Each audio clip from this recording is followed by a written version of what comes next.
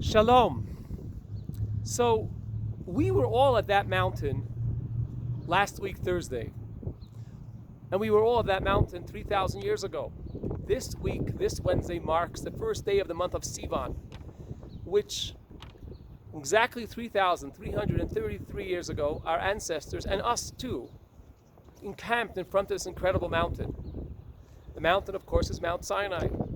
We came together as a haphazard group, 2 million people, different tribes, different backgrounds, and we came together to unite to receive that message of the Torah.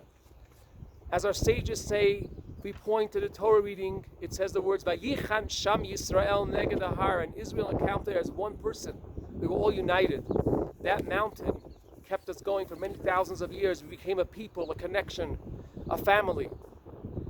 Unfortunately, last week we also were at that mountain, a different mountain, a mountain in northern Israel, a Mount Meron, where 45 holy souls, our brothers, perished while they were celebrating the great life of the great Rabbi Shimon ben Yochai at his gravesite on the day of his passing, together with 100,000 other brothers and sisters. They were incredible souls, and they came together and they passed away at this mountain. And after that, in the aftermath of their perishing and their difficult time, we came together again as one people. We mourned together. We listened to the stories together. We reached out to the families. We helped them. People came together from all different walks of life to share in the sorrow and to learn lessons. The mountain united us again. This week's Torah reading, which we're going to read tomorrow, is Behar, which means the mountain. It again reckons back to Mount Sinai. Although Mount Sinai hasn't been mentioned in the Torah for quite some time, again the Torah mentions it because that's the mountain that united us, and we want to carry it with us in our journey throughout history. I'm sure you've watched some of the news and the interviews between the families and the stories. One story touched me. It was a story of a man who survived, who was inside the crowd and almost didn't make it, but at the last moments he did. And he was in the hospital, and he left the hospital in a wheelchair to go comfort the family who lost 2 children, 2 sons. And he told the father, I was together with your son in his last moments. We were on the floor together, unable to move, and we were saying our last prayers. We together said the Shema Yisrael, Adonai Eloheinu, Adonai Echad, here is, God is a God, God is one, the last final prayers of a Jew. And then we said together, Mizmor LeTodah, a psalm of thanksgiving. And then your son turned to me and said, I can't anymore. I feel in my last moments I'm being crushed. Someone is standing on me. There's nothing I could do. I'm saying goodbye. And then he turned and he said, thank you, Daddy. Thank you, Hashem, for my life. Unfortunately, he didn't make it. This man, the other man, was pulled out,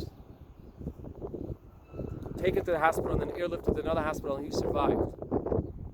And he came to share this with the father.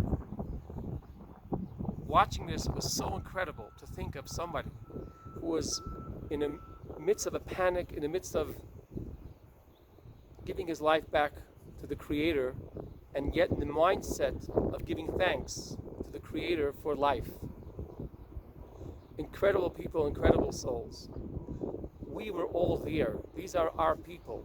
The Jewish people are mourning together. Another story of one of the people who passed away is Shimon Matalan, who's named Shimon because of Rabbi Shimon, and he passed away at his gravesite on the day of his passing. He's a teacher, and when he came to celebrate, he had written a poem, and he put it in an envelope and he gave it to his friend, and he told his friend, please open this on Sunday, after Shabbat. And indeed his friend opened it up and he found these incredible words, which I'm going to read to you in a loose English translation. It reads as follows. Instead of being filled with disappointment, accept everything with love. Instead of being rigid, be flexible. Instead of complaining, let your mind be in control. Instead of harping, be more grateful. Instead of seeing problems, filter out negativity. Instead of drowning in water, know it's all from God. Instead of blaming everyone, remember who is the greatest of all. Instead of getting angry, take a deep breath and stretch. Instead of being upset, exercise your faith. Instead of choosing darkness, choose the full half of the glass. Instead of sinking into despair, remember that everything is a test from God who saves. Because God decides what's going to happen, but you decide what your attitude will be. What incredible words to live by.